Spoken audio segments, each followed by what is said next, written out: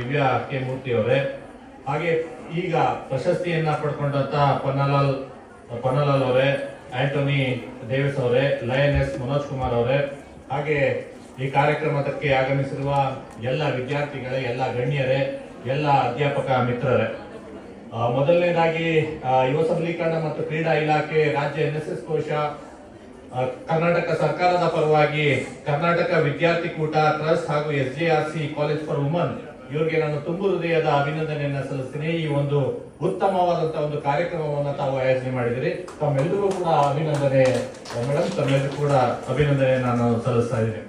ಸ್ನೇಹಿತರೆ, ಈಗ ನಾನು ಮಾತಾಡುವಂಥದ್ದು ಏನಿಲ್ಲ, ಯಾಕೆ ಅಂತ ಹೇಳಿದ್ರೆ ಗೋಪಾಲ್ ಬಿ ಹೊಸೂರ್ ಸರ್ ಅವರು ಬಹಳ ಚೆನ್ನಾಗಿ ಒಂದು ರಕ್ತದಾನದ ಮಹತ್ವದ ಬಗ್ಗೆ ತಮ್ಮೆಲ್ಲರಿಗೂ ಕೂಡ ಹೇಳಿದ್ದಾರೆ.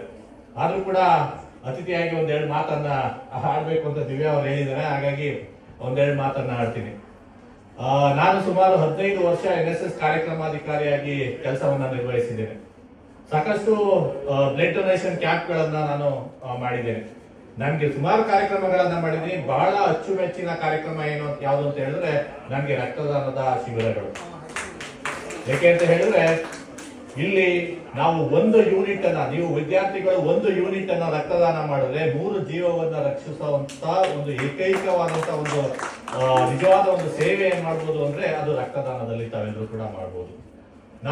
ನಾನೊಬ್ಬನೇ, ನನ್ನ ವಿದ್ಯಾರ್ಥಿಗಳು ಪ್ರತಿ ವರ್ಷ 1000 ಶೇಷಾದ್ರಿಪುರಂ ಕಾಲೇಜ್ನಲ್ಲಿ ಟ್ರಸ್ಟ್ ನಲ್ಲಿ 1000ಕ್ಕೆ ಅದಕ್ಕೆ ಹೆಚ್ಚು ರಕ್ತದಾನ ಯೂನಿಟ್ ಗಳನ್ನ ನಾವು ಕಲೆಕ್ಟ್ ಮಾಡ್ತೀವಿ. ಆ ಒಂದು ಕಲೆಕ್ಟ್ ಮಾಡ್ಬೇಕಾದ್ರೆ ನಾನು ಕೂಡ ಪ್ರತಿ ಸರಿಯೂ ಕೂಡ ನಾನು ರಕ್ತದಾನವನ್ನ ಮಾಡ್ತಿದ್ದೆ. ಅದರ ಜೊತೆಗೆ ಯಾರು ಎಮರ್ಜೆನ್ಸಿನಲ್ಲಿ ಇದ್ರೂ ಕೂಡ ನಾನು ಹೋಗಿ ರಕ್ತದಾನ ಮಾಡ್ತಿದ್ದೆ. ಇದುವರೆಗೂ 25ಕ್ಕೂ ಹೆಚ್ಚು ಬಾರಿ ನಾನು ರಕ್ತದಾನ ಮಾಡಿದ್ದೇನೆ. ನನಗೆ ಇದರಲ್ಲಿ ತಂದುಕೊಟ್ಟಂತ ತೃಪ್ತಿ ಬೇರೆ ಎಲ್ಲೂ ಕೂಡ ನನಗೆ ತಂದುಕೊಟ್ಟಿಲ್ಲ ವಿದ್ಯಾರ್ಥಿಗಳೇ. ನಾನೇ ಕೇಳ್ತಾ ಇರೋದು ಏನೇನು ಕೇಳ್ತಾ ಇದ್ದೀನಿ ಅಂತ ಹೇಳಿದ್ರೆ, ತಾವು ಕೂಡ ಈ ಒಂದು ಮಹತ್ವವಾದಂತ ಕಾರ್ಯದಲ್ಲಿ, ರಕ್ತದಾನದಲ್ಲಿ ತಾವೆಲ್ಲರೂ ಕೂಡ ಭಾಗವಹಿಸಿ. ಯಾಕೆ ಅಂತ ಹೇಳಿದ್ರೆ ಒಂದು ಜೀವವನ್ನ ರಕ್ಷಿಸಬಹುದು, ಮತ್ತೊಂದು ಏನಂತ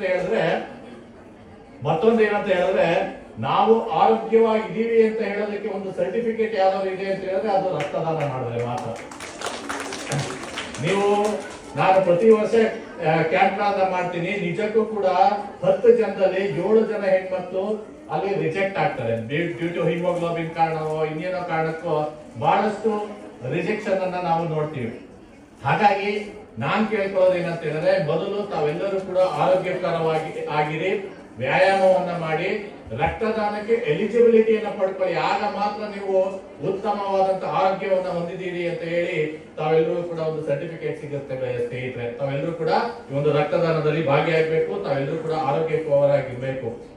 ಮತ್ತೊಂದು ಏನಂತ ಹೇಳಿದ್ರೆ, ನಾವು ಎಷ್ಟೇ ಒಂದು ಟೆಕ್ನಾಲಜಿನಲ್ಲಿ ಅಡ್ವಾನ್ಸ್ ಆಗಿರ್ಬೋದು, ಇವತ್ತು ಬೇರೆ ಒಂದು ಗ್ರಹಕ್ಕೆ ಹೋಗಿ ನಾವು ಬರ್ಬೋದು, ಆದ್ರೆ ರಕ್ತಕ್ಕೆ ಯಾವುದೇ ಒಂದು ಆಲ್ಟರ್ನೇಟಿವ್ ಯಾವುದು ಕೂಡ ಮನುಷ್ಯ ಇದುವರೆಗೂ ಕೂಡ ಕಂಡುಹಿಡಿಯಕ್ಕೆ ಸಾಧ್ಯವೇ ಆಗಿಲ್ಲ.